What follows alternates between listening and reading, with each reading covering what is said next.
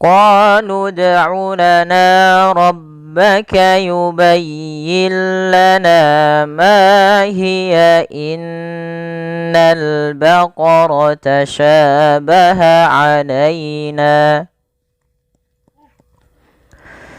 إن البقرة شابه علينا وإنا إن شاء الله لمهتدون.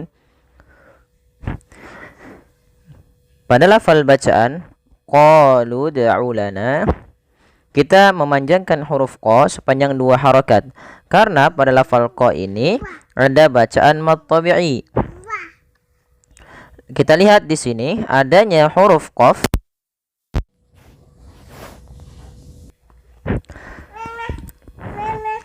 Pada huruf qaf ada harokat fathah bertemu dengan alif. Maka ketika dia ada fathah bertemu alif, maka kita namakan dengan mad tabi'i. Panjangnya berapa harokat? Panjangnya adalah 2 harokat. Maka qalu. Kemudian di sini kita langsungkan pada lafal lud'u lana, yang di mana waw alif ini pada dasarnya memang huruf mad. Tapi karena dia bertemu dengan huruf sukun yang paling akhirnya di lafal huruf dal, maka huruf sukunnya lah yang kita baca. Sehingga ini tidak kita baca dengan bacaan misalkan qalud, enggak. Tapi langsung saja. Sehingga mereka huruf-huruf mad ini ketika bertemu dengan huruf sukun itu tidak dianggap lagi. Kemudian pada lafal huruf dal, ini harus kita pantulkan bunyi suara dalnya.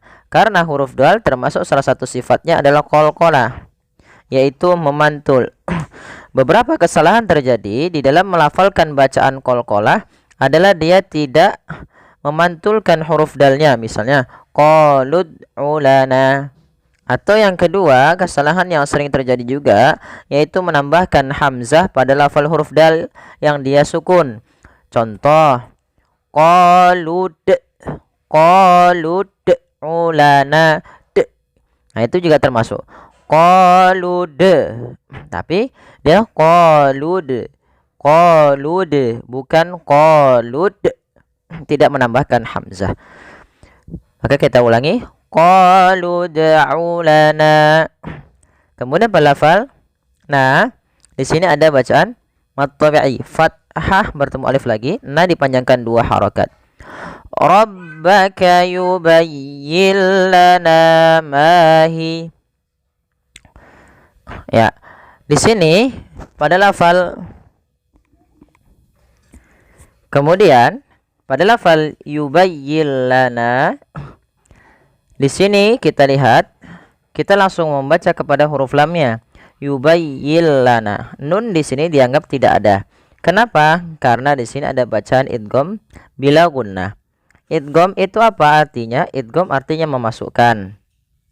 Bila gunnah artinya tanpa disertai gunnah. Apa yang dimasukkan di sini?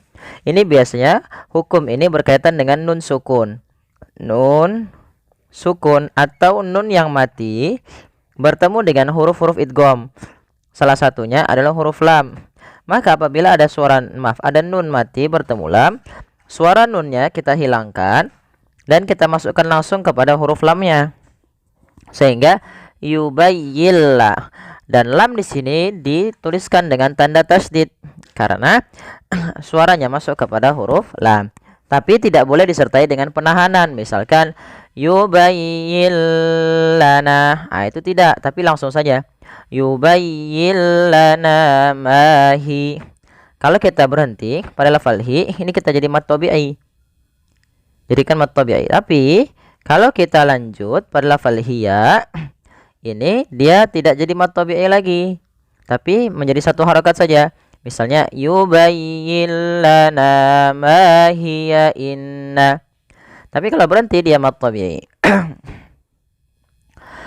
Kemudian innal baqarata syabaha alaina. Kita menahan di lafal huruf nun yang berharakat tasydid. Innal baqara. Kita ulang lagi cara membacanya. Innal baqara.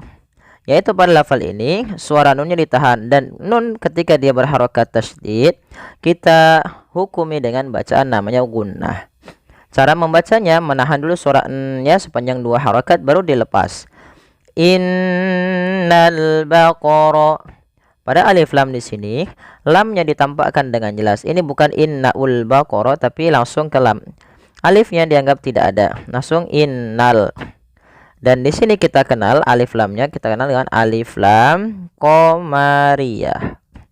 Alif lam yang tertulis tapi juga dibaca, atau alif lam yang kita tuliskan dan dibaca dengan jelas. Kemudian pada lafal tasyabaha alaina. Pada lafal huruf sya ini jangan kita rubah dengan huruf tha misalnya tasabaha, atau dengan huruf sin misalnya tasabaha alaina, karena dia nanti merubah sifat dan hurufnya. Karena di sini adalah huruf sya, maka biasanya kalau kita kenal dengan sya. Sya ini bagaimana cara pelafalannya dari tengah lidah kita, karena makhrajnya dari tengah lidah sya. Dan sya memiliki sifat namanya tafashi. Tafashi itu intisarus sauti fil fam, yaitu menyebarnya suara di mulut. Maka tasyabaha alaina. Kemudian pelafal alaina, ya di sini ya-nya sukun, yaitu dilembutkan di dalam melafalkannya. Alaina. Dan sempurnakan di lafal ya-nya, jangan sampai terdengar huruf e. Misalnya alaina, tapi dia terdengar dengan i. Alaina. Kemudian pada lafal na ada mad tabi'i lagi, yaitu na-nya kita panjangkan sepanjang 2 harokat. Kemudian yang terakhir wa inna insya'allahu lamuhtadun. Pada lafal bacaan wa inna, pertama ini ada yang nun berharokat tasydid, harus ditahan suara nunnya. Wa inna, karena dia hukumnya ada bacaan gunnah. Kemudian yang kedua lafal na, di sini ada bacaan kita panjangkan dengan 4 harokat atau 5 harokat, karena dia ada huruf na yang bertemu dengan huruf hamzah setelahnya dan ada tanda seperti ini. Maka ini kita namakan dengan bacaan mad jaiz munfasil. Maka apabila ada mad tabi'i, pada dasarnya inna itu 2 harokat, na itu 2 harokat, karena datang setelahnya hamzah. Sebab hamzah ini lah huruf inna itu menjadi panjangnya lebih daripada 2 harokat, dan hamzah tersebut kita lihat bukan berada dalam satu kata tapi dalam lain kata, maka dinamakan dengan munfasil. Munfasil artinya terpisah. Jaiz itu boleh mad panjang, maka di sini na-nya dipanjangkan sepanjang 4 harokat atau 5 harokat. Wa inna, setelah pertama menahan nunnya, kemudian na-nya dipanjangkan lagi. Wa inna, kemudian di lafal insyaallah ada nun berharokat sukun. Di sini ditandai nun tidak berharokat dan diwarnai dengan hijau, berarti wa in. Awalnya wa insya, karena nun ini bertemu dengan huruf shin, yang mana shin termasuk daripada huruf ikhfa, maka kita hukumi dengan bacaan ikhfa hakiki.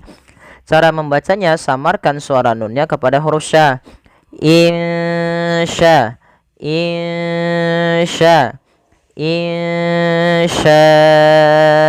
Allah, sambil ditahan 2 harokat. Kemudian pada lafal sya'allah, pada lafal sya-nya harus dipanjangkan sepanjang 4 harokat atau 5 harokat, yang mana ini sama sebabkan sya-nya dipanjangkan karena adanya hamzah yang terletak setelah huruf mad. Maka ini kita hukumi dengan bacaan yang namanya mad wajib muttasil. Nah, apa bedanya antara mad wajib dengan mad jaiz? Yang membedakan keduanya adalah posisi hamzah. Lihat posisi hamzah pada lafal sya'a pada satu kata, sedangkan la wa inna insya dalam 2 kata yang berbeda. Maka apabila ada satu hamzah, ada bacaan mad tabi'i bertemu dengan hamzah dan hamzah tersebut pada satu kata, maka dinamakan dengan mad wajib muttasil. Sya-nya wajib dipanjangkan sepanjang 4 harokat. Kemudian pada lafal Allah, tebalkan lafal Allah, dan dia juga punya mad tabi'i 2 harakat. La muhtadun, hanya sifat hamas ya, la muhtadun. Kemudian pada lafal dun ada bacaan mad arid lisukun, yang dimana kita boleh memilih untuk memanjangkan lafal dun dengan mematikan nunnya. Kenapa? Karena pada dasarnya la muhtaduna. Karena kita waqaf, nunnya ikut mati, sebelumnya ada huruf mad. Maka inilah yang kita namakan dengan mad arid lisukun. Mad yang terjadi karena sebab sukun arid, yang sebelum huruf sukun itu ada huruf mad berupa waw, alif atau ya.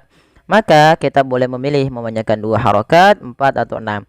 Maka contoh la muhtadun 2, la muhtadun 4, atau nanti yang 6. Nah, baik, kita coba ulang. Kita tapi ngambil yang 4 saja. Baik, kita ulang dari ayat awalnya. Qalu da'u lana rabbaka yubayyin lana ma hiya innal baqarata shabaha alaina. Innal baqarata shabaha alaina. Innal baqarata shabaha alaina wa inna insya'allahu lamuhtadun. Shadaqallahul azim. Ya, semoga yang sedikit ini bermanfaat bagi sahabat sekalian dan bagi Bapak Ibu sekalian, semoga dapat membantu.